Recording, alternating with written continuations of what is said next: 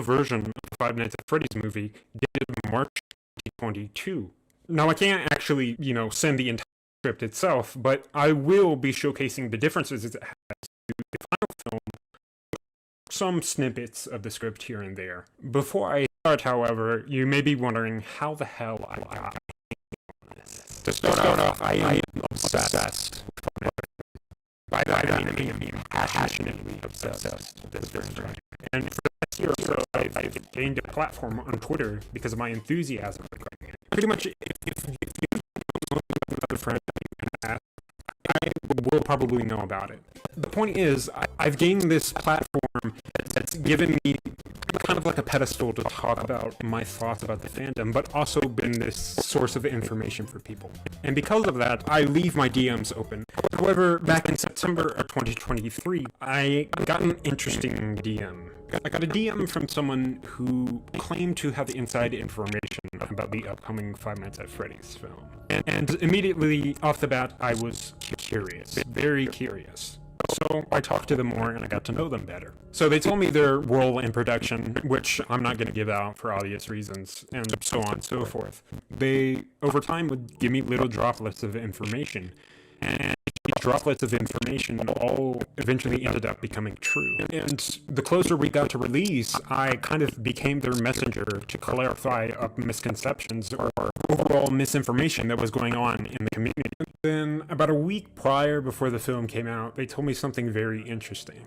They told me they had an early draft of the Five Nights at Freddy's film, and that despite what director Emma Tommy said, the script in particular was rated R. So skip to present day, they decide to give me the script now that the film is out, and I get to show you guys stuff that was in it. So that's the story of how I got the script. Now, keep in mind, not only was this script rated R, but it was from a whole year prior to filming started. Things in the script may be completely different, and some things might have just been removed to be censored. But overall, I would be very cautious what you take here as canon. In fact, I wouldn't take any of it as canon at all, unless a novelization comes out or an extended cut ends up reiterating these things. That being said, I apologize for the long intro, but let's go ahead and get started. So the intro is pretty much the same. The main difference is that instead of Foxy being mentioned to be the one chasing the guard, it is actually referred to as a dark mass. So whoever was chasing the guard originally was unknown. After the guard gets cornered into a dead end, the character that we do not see would have then hit him over the head with a toppled chair. It would have then cut to a visual of the guard being dragged by this unseen character with a trail of blood following him. The rest of this scene pretty much plays out the exact same way as it is in the film.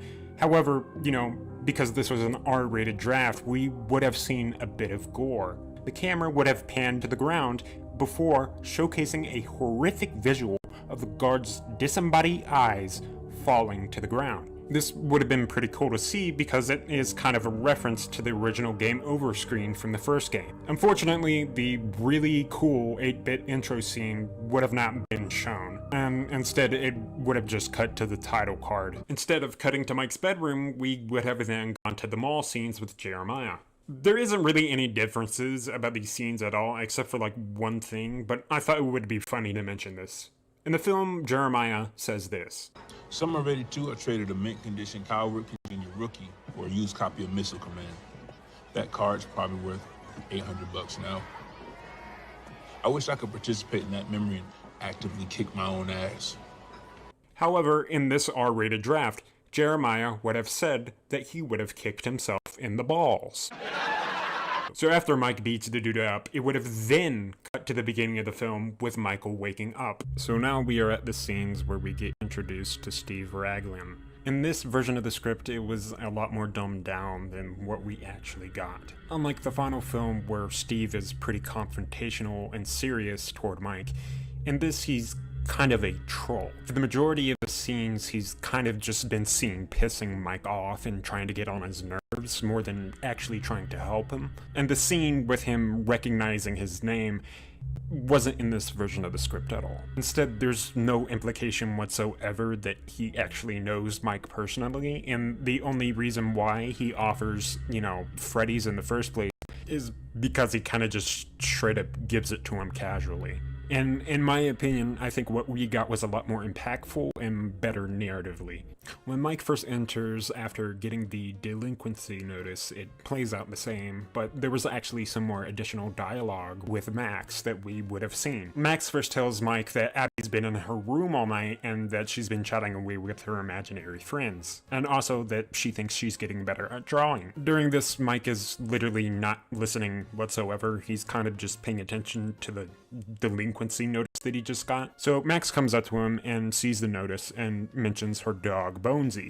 She tells Mike that he should probably get a dog that's big and mean like Bonesy because it would end up scaring away people who try to put up, delinquency notices. Mike is just still not paying attention whatsoever. And before Max leaves to head out the door, she tells Mike that Aunt Jane called and said to remind Mike to be at Dr. Lillian's office in the morning, adding to that she'll be bringing her lawyer Doug. The next few scenes play out the same, and then we get to the part where Mike has his dream sequences. The sequence is actually literally unchanged from the final film, except for one thing.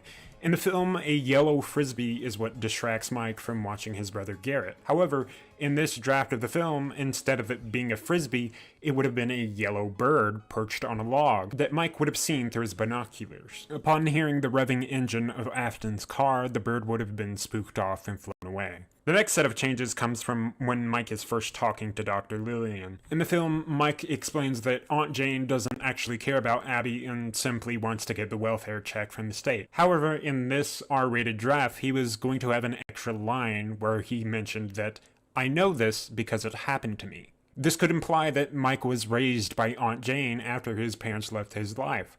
But given this was removed for some unknown reason, and everything else in the scene is pretty unchanged, I would assume it has no bearing on what's canon, unless the movie novel states otherwise. But it is still interesting to know. So next we cut to night one, and the beginning is kind of the same, but there's extra Raglan dialogue when he's speaking over the phone, and because he was a bit of an asshat in this version of the script, he just jokes around a lot. Raglan brings up that the security system has dated back to when Ronald Reagan was president. He also, for some reason, jokes around about dying in an electricity fire, and instead of saying the iconic "I will see you on the flip side" like he does in the film, he would have just said, "You and Freddy's should be a match made in heaven." Mike enters the office, and instead of it being cleaned up, it is actually in the same state that the previous guard in the intro left it, meaning that nobody came in to clean it up. Now, the funny thing is that Kim was not named in this version of the script. Instead, she's just called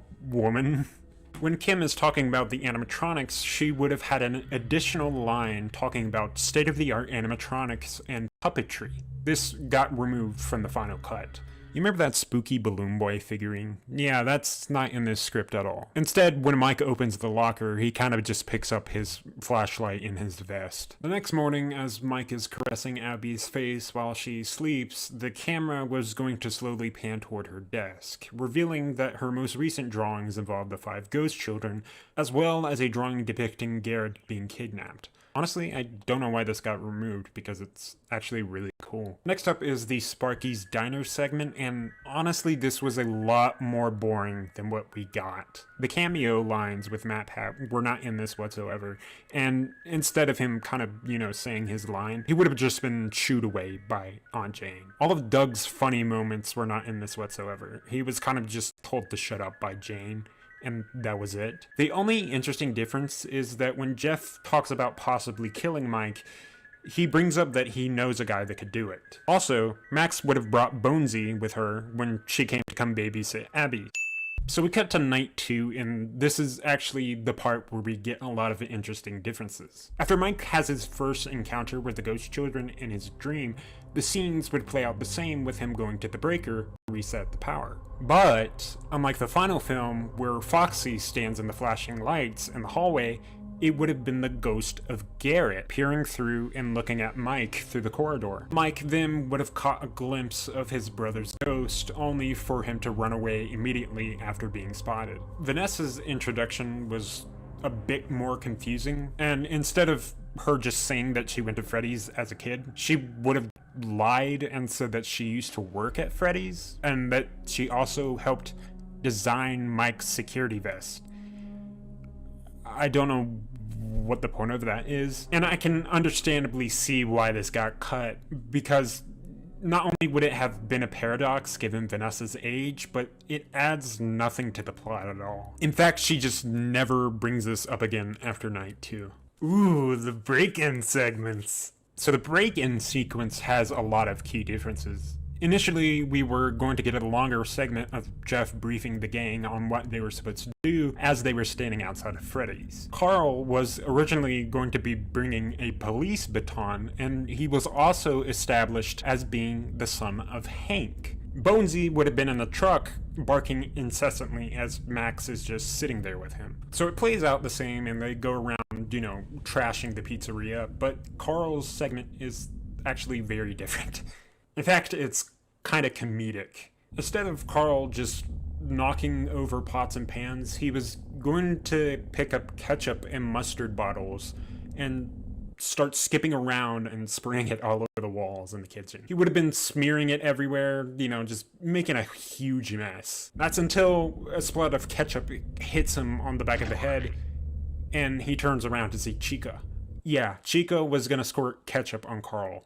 He's stunned by Chica's sudden presence and becomes even more shocked when he hears the giggle of a little girl come from within Chica's suit. Appalled by the sudden string of events, he does not have enough time to react to the cupcake, which, as it does in the final film, launches at his face. Hank hears the blood-curdling screams of Carl. He rushes over to the kitchen counter and is met with the horrific sight of his son's face being chewed away by the cupcake. Instead of running away like he does in the film, however, he takes the time to avenge his son. He cries out, "My boy!" He clenches his bat with anger and darts into the kitchen to avenge his son. He wields it like a battle axe, only for Chica's inhuman strength to stop it mid-swing. She then crunches the bat inward like a soda can. Hank is horrified by the robot's capability, and in response, Chica somehow smiles. Hank backs up in horror, and Bonnie unsuspectingly creeps up behind him, and then plunges his guitar into his head like a spear, causing him to die and collapse to the ground. By the way, while editing this video, Christian Stokes, who is the actor of Hank, actually posted his audition tape for the Five Nights at Freddy's movie, and it is actually what this scene would have been. So I'm going to show it to you on screen.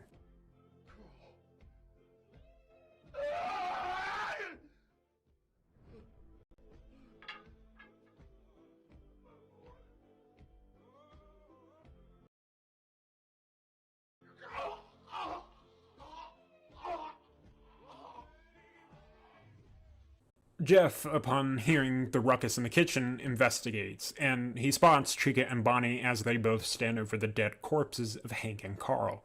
They turn to him and he runs. Like in the final film, he is confronted by Foxy. However, instead of cutting away, we get a brutal visual of Foxy's hook slicing into the side of his face in perfect fashion. It ends up revealing brain matter, skull, and tendons from his jaw.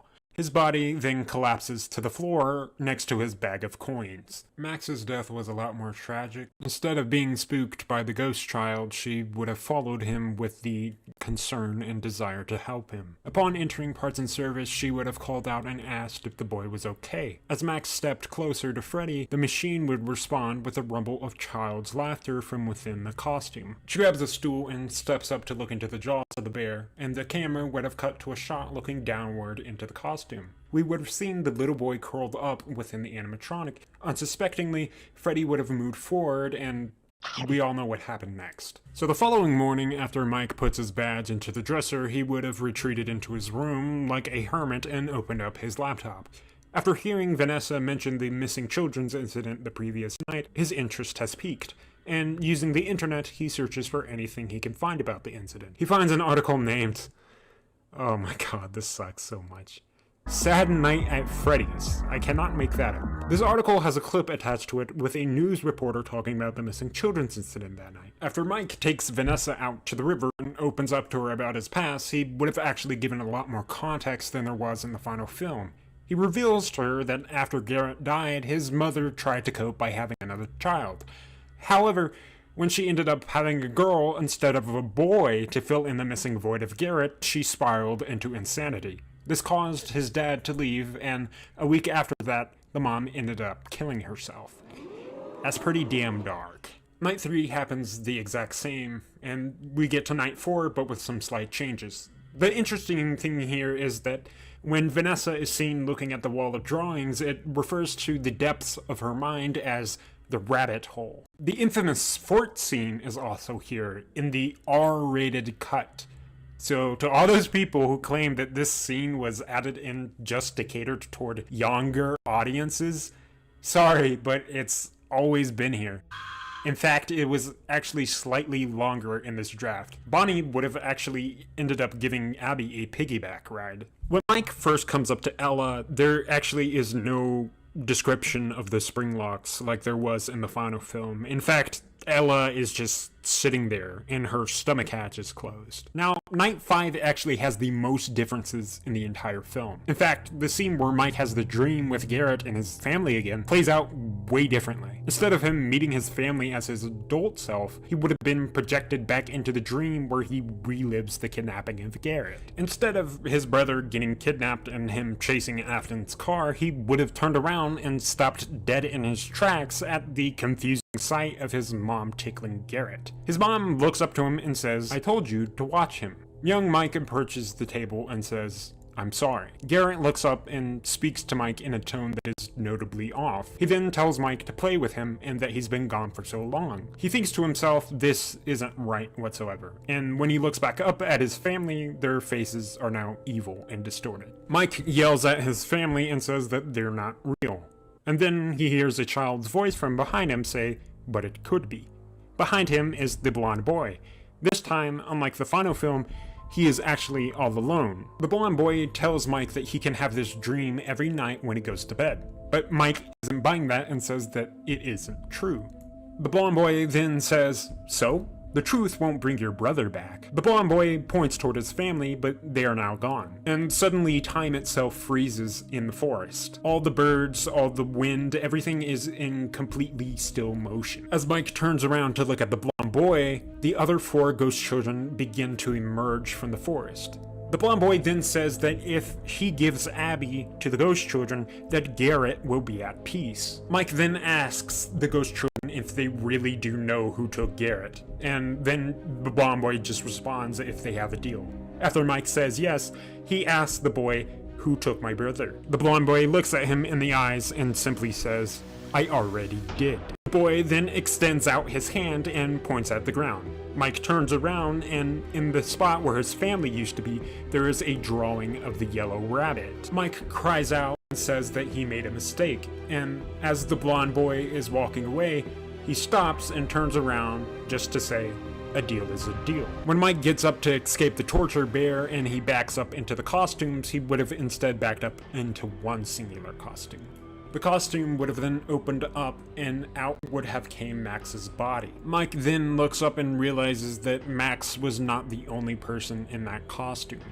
He looks up and sees that Jeff, Hank, and Carl were all put together in a costume filled with gears, saws, and blades. I'm assuming this was going to be the body of the torture bear. Next up, we have Aunt Jane's death, which, oh my god, I'm so mad this got changed, because it's actually pretty badass. So because this was rated R, Aunt Jane would have visibly been seen smoking and drinking alcohol, and while she was watching TV, the living room would have just been filled with smoke. As she sits there, the glowing blue eye of Golden Freddy would have lit up and shone through the smoke. That is... Dude, Abby comes out and it plays out the same, except for 2 interesting details. One being that Golden Freddy was actually not withered in this version of the film, other than missing one eye. The second one being that the blonde boy would have visibly been shown to separate his soul and step out from the Golden Freddy machine. However, this is seen off screen in the final film. Also, before Abby and Golden Freddy leave, we would have seen a camera pan to Jane's body lying on the floor, as a small puddle of blood would have filled the carpet. Next, we have the Vanessa Afton reveal, which plays out exactly the same, however, she never mentions Afton by name, only simply just saying, "He is my father." The photograph of young Vanessa is different as well. Instead of her standing next to her father in the Yellow Rabbit costume, it would have been a photograph of her standing with cleaner versions of the 4 animatronic characters, all 5 of them standing outside of the exterior of Freddy's with a banner that read Grand Opening. The interesting thing about this is that there's actually behind the scenes photos of this exact shot being made. But it didn't end up in the final film, meaning this was cut pretty late in production. Vanessa then explains how to stop the animatronics, but a different set of dialogue from the final film is given to us. Mike asks Vanessa how many children that her father has killed. Vanessa responds with saying that she doesn't know. Mike then asks if Garrett was put into one of the machines. Vanessa then shakes her head no and says, no, he was before. I'm not sure why this got left out of the film, because it straight up confirms that Garrett died before all the other kids. Although this is something easily inferable and guessed from the actual release of the film, it would have been nice to have definitive confirmation. Next, we have the encounter with Ella. Instead of Ella being a spring lock when Chica brought Abby to her, her chest cavity would have opened up and a small claw-like mechanism would have came out trying to grab her. Pretty much exactly how Elizabeth was killed in the games. After Abby struggles to get away and runs toward Mike, he yells at Chica and says, "Stay away from her, you bird." That's not a bit, by the way. That's something that was actually in the script. And as Abby runs away into the dining area, the Foxy kid backs up, like in the film, but there was kind of a slight mistake in the script. Instead of referring to the ghost as a boy, it referred to them as a girl. The order of scenes would have played out differently too. The scene of Vanessa rescuing Abby would have played out first, and instead of Mike being the one to tell Abby about the drawings, it would have been Vanessa. Vanessa would have then convinced Abby and told her what the Yellow Rabbit truly did to her friends. We cut to Mike in the dining area calling out for Abby's name and searching for her. But he stops dead in his tracks when he hears the voice of Garrett call out his name. He turns toward where the voice is coming from and sees the ghost of his little brother. Garrett is standing in the archway entry of the pizzeria.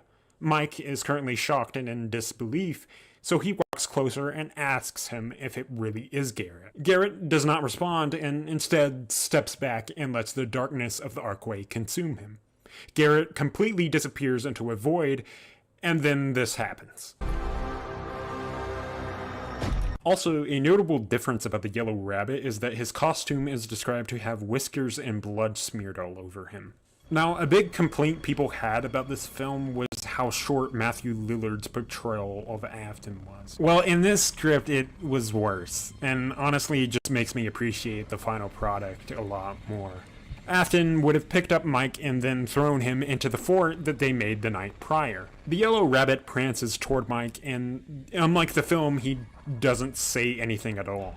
And so he steps up and pulls his knife out and starts waving it around like a mad orchestrator. The script then describes that Afton's sheer evilness is powerful enough for him to telepathically communicate with the building, in which his stance is in sync with the start of a laser light show that simply turns on from him waving his knife. As the Yellow Rabbit is about to stab Mike, Vanessa interrupts him. He turns to Vanessa and speaks to her, which is, by the way, the only dialogue he has as the Yellow Rabbit in this entire screenplay. In fact, he would have never taken his mask off. "Vanessa, my dear, you know you can't hurt me. Even if you had the courage to pull that trigger, I am one of them. Your bullets are worthless." Vanessa then shoots him 4 times, which is actually a lot more sensical than how she does it in the final film.